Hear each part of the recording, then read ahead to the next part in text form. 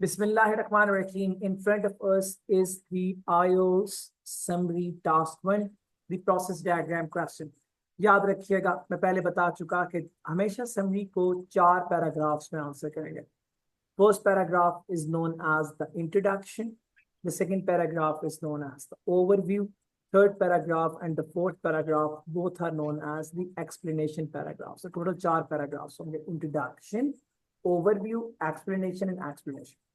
Previous videos में मैंने introduction लिखने का एक अलग से तरीका समझाया और पूरी वीडियो उस पर रिकॉर्ड की.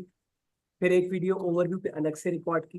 फिर एक वीडियो एक्सप्लेनेशन राइटिंग पे अलग से रिकॉर्ड की. वोकैबुलरी की वीडियो अलग से रिकॉर्ड की और अब सब लोगों के पास मौजूद है वो. Now I am going to solve one complete question from introduction, then overview and then I will be going there in the explanation. जब भी प्रोसेस डायग्राम का क्वेश्चन जब भी आपके सामने ऐसा सवाल एग्जाम में आए, the first thing that what you need to do is that आपको सबसे पहले इस स्पेसिफिक क्वेश्चन में आइडेंटिफाई करना है, हाईलाइट करना है कितनी स्टेजेस है, क्योंकि हमेशा प्रोसेस डायग्राम में स्टेजेस का होना जरूरी है. अब यहाँ पे this is the first one, ये है पहली स्टेज. इसको स्टेज 1 का नाम दे दो. नंबर 2, अपने अपने बुकलेट्स पे काम करते जाइए, अपने अपने बुकलेट्स पे काम करते जाएं. जितने भी लोग क्लास में बैठे हुए ऑलमोस्ट 17 to 20 ऑनलाइन भी हैं और जो फिजिकल में भी हैं, सर्कल करते जाइए. The second stage, stage number 2, हम इसको सर्कल करते हैं. It is stage number 2. इसके बाद इनको नेम करें. It is the third stage, stage number 3. It is the fourth stage. हम सबसे पहले स्टेजेस को आइडेंटिफाई करेंगे and then it is the fifth stage.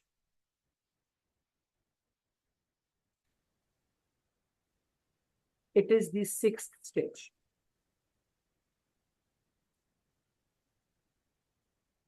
It is the seventh stage. तो हम सबसे पहले प्रोसेस डायग्राम में स्टेजेस आइडेंटिफाई करेंगे और हमने इस क्वेश्चन की स्टेजेस को आइडेंटिफाई कर लिया. 7 स्टेजेस है टोटल. स्टेप नंबर 2, अब हमें नेम करना चाहिए इन स्टेजेस को. पहले वाली स्टेज में एक डिगर जमीन से क्ले, मट्टी को निकाल रहा है. हम कहते हैं इस स्टेज को हम नाम देते हैं डिगिंग. हमने डिगिंग का नाम दिया. ओके, सो डिगिंग का नाम देते हैं इस स्टेज को. आप लोग पेंसिल से लिख रहे हैं तो अपने साथ लिख लीजिए. नंबर 2, हम लोग रोलर है और मेटल ग्रेड, हम इसको नाम देते हैं रोलिंग. चलिए, हम सेकंड स्टेज को नाम दे देते हैं रोलिंग. आप लोग पेंसिल से मार्क करें.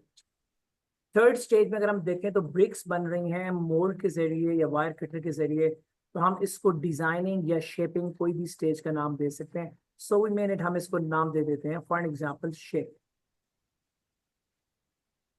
हम शेपिंग का नाम देते हैं इस स्टेज दे देते हैं. नंबर 4, ड्राइंग ओवन को रिप्रेजेंट किया क्या है. ड्राइंग ओवन जहाँ पे पानी खुश्क हो रहा होगा ईंटों का, हम इसको नाम दे देते हैं drawing. It is then the next stage जहाँ पे हमें नजर आ रहा है किलन. किलन कहते हैं भट्ठे को. भट्टी जहाँ पे आप हीट करेंगे, हीट प्रोवाइड करेंगे ब्रिक्स को, रॉ ब्रिक्स को, सेमी फिनिश ब्रिक्स को हार्ड ब्रिक्स बनाने के लिए. सो किलन, किलन और नीचे लिखा हुआ है टेम्परेचर, और यहाँ पे लिखा हुआ है कूलिंग चैम्बर, तो हम इसको नाम दे देते हैं heating and cooling stage. Heating and cooling. And then it is packaging, तो हम इस स्टेज को नाम देते हैं स्टेज 6 को पैकेजिंग, और फिर लास्ट वाली को हम नाम देते हैं डिलीवरी. तो हमने 2 काम. पहला काम ये किया कि हमने स्टेजेस को नेम दे दिया, और सॉरी स्टेजेस को डिफाइन कर दिया. फिर हमने दूसरा काम किया, स्टेजेस को नेम दे दिया. अब हम नेम देने के बाद देखते हैं कि किस स्टेज को, किस स्टेज में कौन सा कंडीशन वर्ड यूज होगा. कंडीशन वर्ड उस वर्ड को कहते हैं जो स्पेसिफिकली खास हालात में बोला जाए. फॉर एग्जाम्पल बिल्डिंग कहते हैं डिमोलिश कर, दरख्त करते हैं चॉपिंग कर. सो वो स्पेसिफिक वर्ड जो खास कंडीशन में बोले जाते हैं, हम अपने डिफरेंट स्टेजेस के साथ उन वर्ड्स को आइडेंटिफाई कर लेंगे ताकि ड्यूरिंग राइटिंग उस इंप्रेसिव वोकैबुलरी से हम अपने मार्क्स को एनहांस कर पाए. सो डिगर देखें, जमीन को में से मट्टी निकाल रहा है, तो हम कहते हैं इस स्टेज को हमने डिगिंग का नाम दिया. तो इस मट्टी निकालने का नाम अगर हम यूज करें तो इस प्रोसेस कहते हैं एक्सट्रैक्शन, निकाल. तो हम एक वर्ड एक्सट्रैक्शन यहाँ यूज कर लें. ये देखिए, मेटल ग्रिड के ऊपर बड़े बड़े पीस पड़े हुए हैं मट्टी के. इन बड़े पीसेस को इंग्लिश में हम कहते हैं चंक्स, CHUNKS, चंक्स। फिर हम आगे चलें तो यहाँ पे अगर आप देखें तो ये मेटल ग्रिड पीस रहा है और छोटे हिस्सों में मिट्टी को क्रश कर रहा है। तो हम इधर इस प्रोसेस को नाम देंगे क्रश। आगे चलिए, यहाँ पे अगर हम देखें तो वायर कटर जो है वो और रिवोल्ट दोनों जो शेप ऑफ द ब्रिक है वो बना रहे हैं। और यहाँ पे दरम्यान में लिखा हुआ है आर वर्ड, ORR। जब भी आर का वर्ड आए तो इसका मतलब है कि एग्जामिनर विशेष के वो हमसे सुने या हम लिखें एक वर्ड। और जब भी आता है नाइदर और आइदर, आइदर, सो हम यहाँ पे एक वर्ड यूज करेंगे आइदर, या तो इस तरह से या इस तरह से। हेलो सर, आगे चलिए, आई हैव अ क्वेश्चन। आगे चलिए जी, आगे चलिए। Sir, I have a question. Okay, so now what we have to do now, number 4। अगर हम यहाँ पे देखें तो स्टेज को ड्राइंग का नाम दिया, हीटिंग, कूलिंग, एंड देन हमने फर्दर आगे चलो। इसके बाद हम बात कर रहे थे, सॉरी, मैं थोड़ा सा दरम्यान में ब्रेक में आउट ऑफ द वे चला गया। तो अब हम जब बात कर रहे थे तो हम लोगों ने क्या समझा, हमने ये समझा कि हर एक स्पेसिफिक स्टेज पे हम लोगों ने वो करना है, हर एक स्पेसिफिक स्टेज पे हम लोगों ने कंडीशन वर्ड्स अगर को अप्लाई हो रहे हैं उन कंडीशन वर्ड को लिखना। अब यहाँ पे अगर हम देखेंगे और का वर्ड लिखा हुआ है तो और जब भी लिखा होता है 1 आउट ऑफ 2 का ऑप्शन हमें सेलेक्ट करना होता है। तो हम वर्ड यूज करते हैं आइदर, आइदर और, आइदर और, ये या ये, आइदर और का वर्ड हम यूज कर रहे होते हैं। तो हम यहाँ पे आइदर लिखेंगे। आगे चलें, ड्राइंग ओवन। अब मुझे बताएं, जब ड्राइंग ओवन को हम बात करते हैं तो ड्राइंग ओवन में क्या चीज खुश्क होगी? पानी। उसको इंग्लिश में क्या कहते हैं? स्पेसिफिक वर्ड हम यूज करते हैं मॉइस्चर। क्लियर है नॉट? तो moisture will be condition word. यहाँ पे अगर हम देखें हीटिंग कूलिंग है और हीटिंग हो रही है, और अगर हम यहाँ पे वर्ड यूज करना चाहूँ मैं तो यहाँ पे हीटिंग एंड कूलिंग किलन पहले लिखा हुआ है। तो यहाँ पे जो मैं वर्ड यूज कर सकता हूँ वो हम कर सकते हैं हार्ड ब्रिक्स। ये जो ऊपर ब्रिक्स बनी हुई है these are known as raw bricks. इनके लिए हम वर्ड यूज कर सकते हैं ड्राई ब्रिक्स, है ना। आगे चलिए जी। तो अब कूलिंग चैम्बर में उनको रख रहे हैं, हम कहते हैं रेगुलेट करना टेम्परेचर को। ज्यादा टेम्परेचर था ना, उसको हम नॉर्मलाइज करें तो क्या वर्ड यूज कर सकते हैं? रेगुलेट, है ना। आगे चलिए, पैकेजिंग। पैकेजिंग, ये ईंटें साथ खड़ी हुई हैं एक दूसरे को, इसके लिए अंग्रेजी का एक वर्ड यूज होता है स्टैक। Stacking, clear. अब आगे हम डिलीवरी। अब देखिएगा यहाँ पे 1 2 3 4 4 टायर्स को डिस्प्ले किया गया है। इसका मतलब है it is something bigger than a truck. So वो लॉरी जो ट्रक से बड़ी होती है उसको हम बोलते हैं ट्रॉलर। पर हमारे में से 50% लोगों को ट्रॉलर के स्पेलिंग नहीं आ रहे होते। It is a trawler, it is not a trailer. TRAI से नहीं होगा, ये ट्रॉलर है। ओके, सो ट्रॉलर के वर्ड भी शायद हमने के स्पेलिंग भी आज पहली बार हम लिखे। तो कहने से मुराद ये है कि this is what the steps we follow. हम सबसे पहले स्टेजेस आइडेंटिफाई करते हैं। स्टेजेस के बाद हम स्टेजेस को नेम करेंगे। नेम करने के बाद हम हर स्टेज के अंदर यूज होने वाला कंडीशन वर्ड लिखते हैं। अगर कोई हो उनकी लिस्ट बना लेंगे। एंड देन हमने इस सारे प्रोसेस पे as per my lecture on the steps involve in the summary writing, जो स्टेप्स इन्वॉल्व है समरी राइटिंग में, उसके मुताबिक हमने पहले वाला स्टेप कर लिया, what is that mind making. और इस पर हमने एग्जाम में लगाने हैं 2 से 3 minute maximum. Now we are going to write the introduction. इसके बाद हम इंट्रोडक्शन लिखने के वास्ते जा रहे हैं। सर ने समझाया था कि इंट्रोडक्शन जब हम लिखेंगे तो हम पैराफ्रेजिंग मेथड यूज करते हैं। पैराफ्रेजिंग मेथड क्या होता है? हमें जो पहला सेंटेंस दिया हुआ है क्वेश्चन में उसी को रीवर्ड करेंगे और हमारा इंट्रोडक्शन बन जाएगा। फिर हम लिखेंगे ओवरव्यू को। ओवरव्यू में मैंने कहा था सिर्फ ट्रेंड्स को मेंशन करना है, चेंजेस को मेंशन करना है, स्टेजेस को नेम करना है। तो हम ओवरव्यू में लिखेंगे ओवरऑल 7 स्टेजेस इन्वॉल्व हैं, जो ये और ये हैं। ओके, सो इस तरह से हम फिर एक्सप्लेनेशन में पहुंच जाएंगे। 7 में से 4 स्टेजेस एक्सप्लेनेशन के पैरा 1 और 3 स्टेजेस को हम एक्सप्लेनेशन के पैरा 2 में एक्सप्लेन कर देंगे। और in this way we will be making the answer of this specific question. तो अब मैं जा रहा हूं सबसे पहले इंट्रोडक्शन की तरफ। I hope this will be clear. मैं इसकी एक पिक्चर भी ले लेता हूं। इस जो स्पेसिफिक पिक मैंने अभी आपके सामने चीजें हाईलाइट की हैं और इसको मैं आज के रिकॉर्डेड लेक्चर के साथ भेज भी दूंगा ताकि आप लोगों को इसको दोबारा रिकॉल करने में आसानी हो, कोई मुश्किल ना हो। आप लोगों से मेरी गुजारिश ये है कि जब मैं आंसर लिख रहा हूं बहुत केयरफुली सुने। I will give you time to write it down. मैं आपको वक्त दूंगा, आप लिखिएगा। लिखने के बाद आपका जो अपना सवाल है उस सवाल को आपने लिखना है। बेशक क्लास के अंदर लिखे, वेरी गुड, मगर ना अपना अपना सॉफ्टवेयर खोल लें। जो फिजिकल वाले हैं वो घर में चले जाएं, बेशक वहां जाके खोल लें। ऑनलाइन वाले घर में ही अपना सॉफ्टवेयर खोल लें और इसके अगला सवाल सॉफ्टवेयर में टाइप करें। सॉफ्टवेयर के टॉप पे जो मेरा सॉफ्टवेयर है उसके अंदर 20 मिनट्स डिस्प्ले होंगे समरी के क्वेश्चन में, 20 मिनट्स, ताकि आपको 20 मिनट्स के अंदर आंसर करने का तरीका आए। जब एस्से पे जाएंगे तो 40 मिनट टॉप पे डिस्प्ले हो रहे होंगे, ताकि आप 40 मिनट में उसका एस्से लिखें। मैंने 1 घंटे पे सॉफ्टवेयर डेवलप ही नहीं किया, ताकि आप लोग 20 और 40 मिनट्स की अलग अलग से प्रैक्टिस कर सकें। फिर उसके बाद जो मॉक एग्जाम है वो 1 घंटे का, उसमें दोनों क्वेश्चन दिए हुए हैं और मॉक एग्जाम आप 1 घंटे में कर सकते हैं। तो अब हम जा रहे हैं इसके आंसर की तरफ। किसी को क्वेश्चन है तो मुझसे पूछे, फिर उसके बाद मैं रिकॉर्डिंग दोबारा स्टार्ट कर दूंगा। तो क्वेश्चन कहता है the diagram illustrates the process that is used to manufacture bricks for the building industry. तो मैंने बताया था पैराफ्रेजिंग करने का तरीका ये है कि आप इस सेंटेंस को, जो पहला सेंटेंस है क्वेश्चन का, इसको रीवर्ड कर लें। टाइटल ऑफ द पिक्चर अगर दिया हुआ है तो उसमें वो ऐड कर लें। So the diagram DE flow chart, flow चल रहा है ना, the flow chart illustrates, explains, expresses भी कर सकते हैं, the process, procedure, used, adopted, manufacture, making, bricks bricks रहेंगी, building, construction, industry, sector. Okay, अब इनको वर्ड्स चेंज करके मैं इसका इंट्रोडक्शन बनाता हूँ, see how you can make it. हम बनाते हैं इसको, हम बनाते हैं जिसको, हम बनाते हैं जिसको inset, and here is the one and I am going to write the answer. चलिए जी, हम इसको आंसर को बनाते हैं। चलिए 14 पे ले आए and then it is automatic. चलिए बिस्मिल्लाह, हम कहते हैं the flow chart,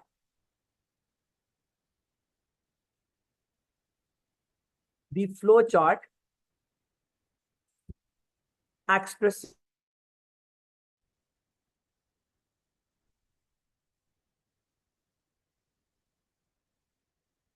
the flow chart expresses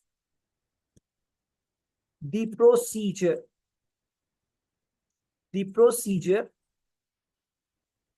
adopted by the bricks making factories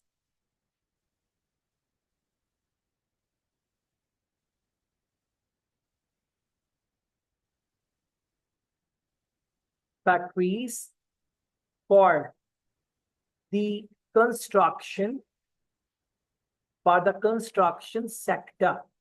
the construction, sector, full stop. Is it done, bachcho? So it is what the first sentence that we made. And what that first sentence is? That first sentence is, introduction is, the flow chart expresses the procedure adopted by the bricks making factories for the construction sector. Expresses को you can work on, illustrate वो उसने use कर दिया था, depicts भी कर सकते हैं जो आपको अच्छा लगे। मैंने इसके 7 to 8 synonyms जो है वो लिखवाए हैं खुद वोकैबुलरी बनवाते वक्त, और फिर मैंने इसके अंदर वो भी करा कि अल्टरनेटिव वर्ड्स के साथ मैंने बाकी सारी वोकैबुलरी भी आपको करवाई है। अगर किसी ने लेक्चर नहीं लिया है तो he can write what the writing vocabulary by Zeeshan, तो उसके सामने यूट्यूब का लेक्चर खुल जाएगा। आगे चलिए, अब ये हो गया हमारा इंट्रोडक्शन। अब हम आ गए ओवरव्यू। अब अगर हम ओवरव्यू पे जाएंगे तो हम ओवरव्यू पे ये बात करेंगे कि ओवरऑल 7 डिस्टिंक्ट स्टेजेस डिमॉन्स्ट्रेट की गई हैं इस पिक्चर के अंदर, जिसमें शामिल है 1 2 3 4 5 6 7, और हम इनको नेम करें। Is it fine? चलिए, overall 7 distinct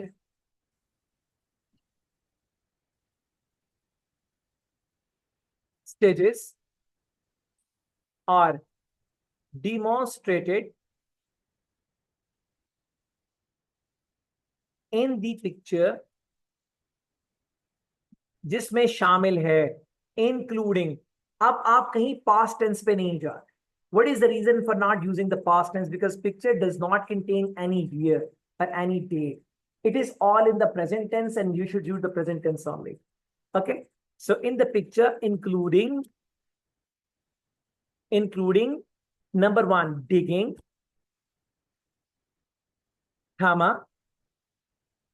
rolling, shaping, comma, drying, comma,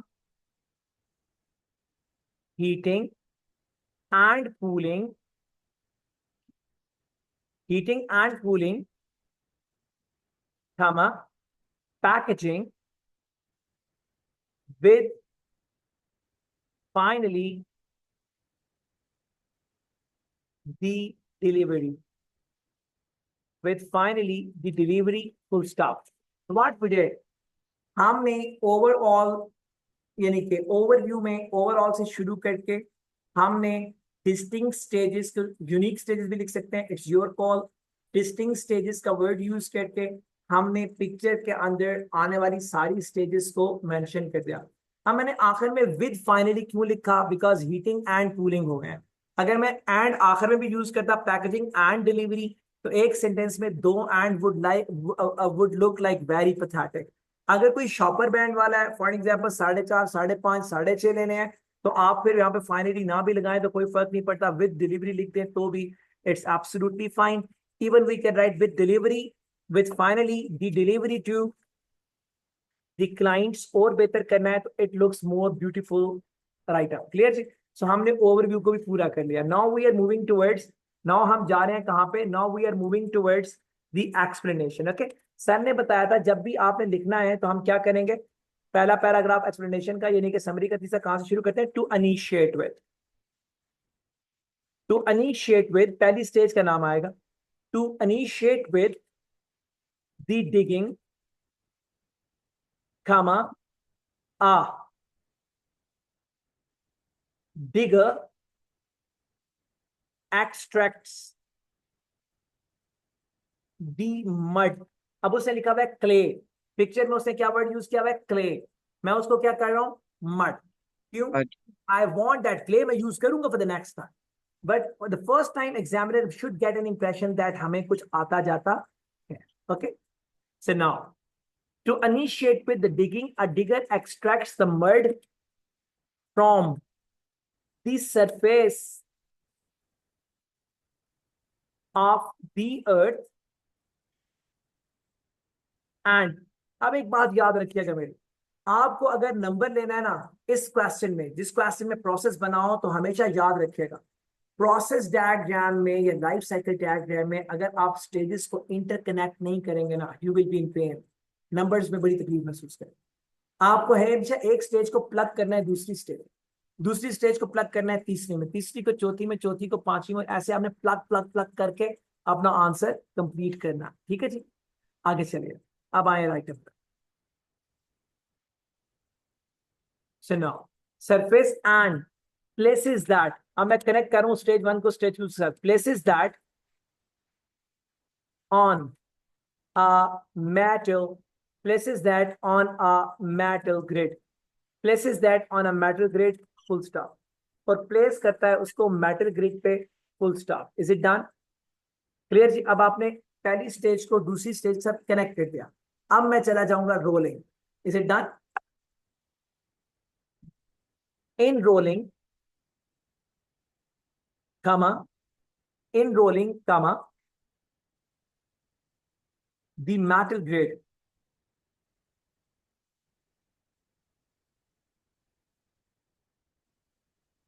in rolling, comma, the metal grid crushes the big chunks of the clay into much smaller particles, before they are shifting to the next level, full stop। Clear जी? The roller transfers, अब अपना देखिएगा यहाँ पे, अब roller कर क्या रहा है, वो यहाँ से मटेरियल को यहाँ ट्रांसफर कर रहा है after mixing sand and water there into. अगर आप गौर से देखें तो यहाँ पे sand and water, sand and water, sand water, sand water. अब जब तक आप सैंड एंड वाटर को शामिल नहीं करेंगे, examiner will take a concept और will take what, he will take a sense that शायद हमने देखा नहीं है इस तस्वीर में कि यहाँ पे वाटर और सैंड लिखा हुआ था। अब इस सारे के सारे मिक्सचर को जो हम बना रहे हैं, इस सारे के सारे मिक्सचर को हम क्या नाम दे सकते हैं? Raw material. इंग्लिश में क्या कहते हैं उसको? Raw material. Okay, the roller transfers the raw material to shaping stage after mixing। कई लोग कहते हैं आफ्टर एडिंग, याद रखना उनका आपस में मिलना मिक्सिंग कहलाता। After mixing sand and water there into, after mixing sand and water there into, full stop। अब आपने स्टेज 2 एक्सप्लेन कर दी और स्टेज 3 के साथ उसको कनेक्ट कर दिया। Is it fine? आगे चलिए। इन शेपिंग स्टेज, अब आए शेपिंग को देखें। यहाँ पे अगर आप देखें तो रॉ ब्रिक्स बन रही हैं या तो वायर कटर के जरिए और यहाँ पे प्री डिजाइन मोल्ड्स के जरिए। ठीक है जी, अब इसको कैसे लिखेंगे? इन शेपिंग स्टेज कमा दी रॉ मटेरियल। अब हमने पहले रॉ मटेरियल का वर्ड यूज कर लिया, मिक्सचर का वर्ड भी यूज कर लिया। अब हम क्या करें? अब हम एक वर्ड को रिपीट करना पड़ेगा, या मिक्सचर को या रॉ मटेरियल को, है ना? तो हम रॉ का वर्ड यूज कर ले या मटेरियल का मटेरियल कर ले। द मटेरियल इज ट्रांसफॉर्म, बदला दिया जाता है, transformed into a design of, into a design of brick, या into a design of bricks, comma either by the use of a wire cutter, either by the use of a wire cutter or a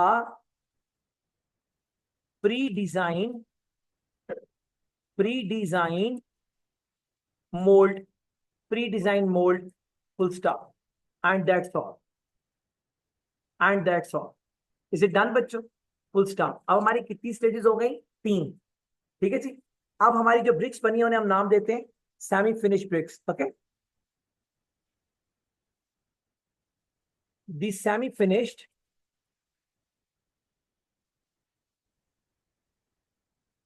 bricks are, the semi finished bricks are sent to, भेजी जाती हैं। अब देखिएगा कहां पे? एक drawing oven में, जहां वो 24 to 48 आवर्स तक रहती हैं। तो हम कह सकते हैं 1 to 2 days are sent to our drying oven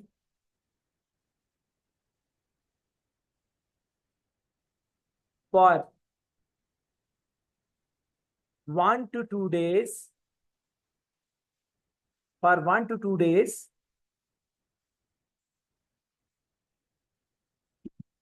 for their moisture extraction, for their moisture extraction, full stop। Clear जी? for their moisture extraction, उनके मॉइस्चर को बाहर निकालने के, फुल स्टॉप। अब हमने 4 स्टेजेस को मुकम्मल कर लिया। So now we are going to work on heating and cooling stage. ठीक है जी। अब हम अगले पैराग्राफ में चले जाएंगे, 3 स्टेजेस बच गए। चलिए जी, अब हम सेमी फिनिश ब्रिक्स को नाम दे देते हैं dry bricks. The dry bricks, the dry bricks are moved. देखिए मैंने एक बार वर्ड यूज किया ट्रांसफर्ड, फिर वर्ड यूज किया ट्रांसफॉर्म, फिर हमने वर्ड यूज किया शिफ्टेड, फिर हमने वर्ड यूज किया प्लेस, फिर हमने वर्ड यूज किया मूव्ड। कोशिश करें जहां तक वर्ड रिपीट नहीं होता तब तक कोशिश करते रहें कि कोई आई मीन जहां तक वर्ड रिपीट नहीं होता कोशिश करें कि वो रिपीट ना हो। उमर ताहिर जी आपके दोस्त हैं शायद?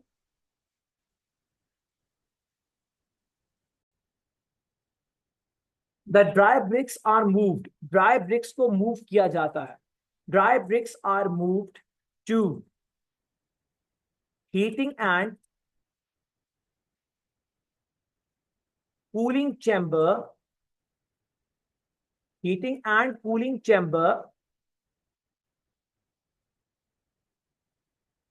where they are, अब वापस से ऊपर देखिए उसको, अब देखिए ध्यान से यहाँ पे वेयर दे आर। अब देखें हम लिखेंगे पहले उन्हें मॉडरेट टेम्परेचर और फिर उन्हें हाई टेम्परेचर पे हीट किया जाता है। Where they are heated first on the moderate and then on the high temperature, और साथ हम ये डिग्रीज भी मेंशन करें। मेरी बात समझ में आ रही? चलिए,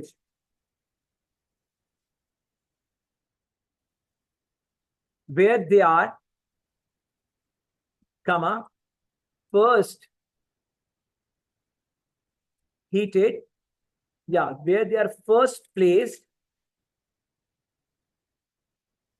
into a moderate temperature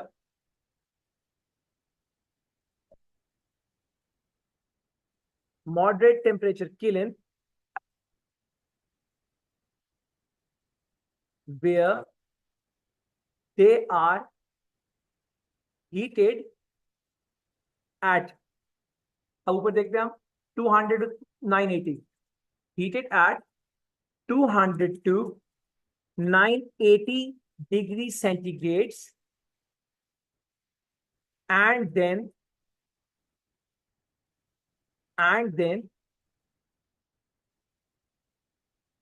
in a high temperature kiln for heating at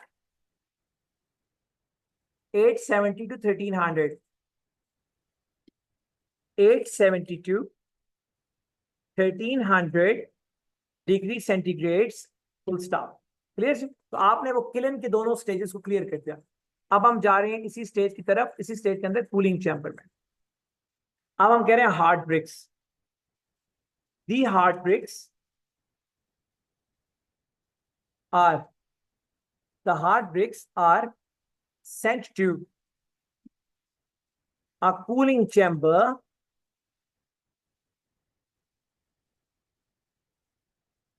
for temperature regulation, before packing. Clear? Full stop. अब आ गया ये बिफोर पैकिंग, तो हमने अगले के साथ कनेक्ट भी कर दिया। अब पैकेजिंग की बात करते हैं कि उसमें स्टैकिंग होती है। आगे चल, इन packaging comma the finished bricks are stacked in a proper manner. इस proper manner को अच्छा वर्ड करना है to take good score, we can use it, the word adequate, in an adequate manner, in an adequate manner before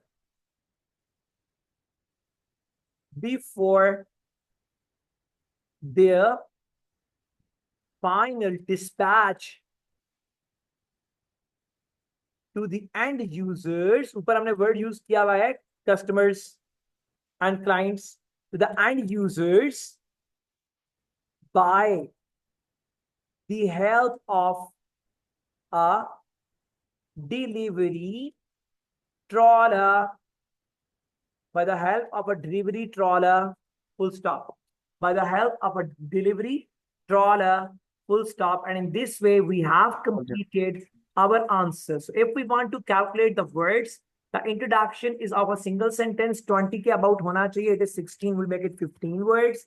And then overview में सिर्फ stages के names mention है, should be about 30 words, and it is of 24, make it 25 words. अब आप आ जाए paragraph number 1 पे, जिसमें हमने 4 stages लिखी हैं, it is 105 words. And then the last paragraph, and this last paragraph is of 82, so make it 80 words. एक गलती है यहाँ पे, आ की जगह पे एन आएगा बिकॉज आगे एडिक्वेट है। अब अगर हम इसका टोटल वेट कैलकुलेट करते हैं तो it is 15 plus 25 plus 105 plus 80 words. So it makes an answer of 145 and 80. It is 225 words. That sir is saying since day one. You just simply follow the formula. Inshallah, we will be at 225 words plus minus 10. It was for question number 1. It was for question number 2. Even it is for question number 3. So if you follow the formula, what sir is saying, तो आप exactly यहीं पे इंशाल्लाह कहीं ऊपर नीचे पहुंचेंगे.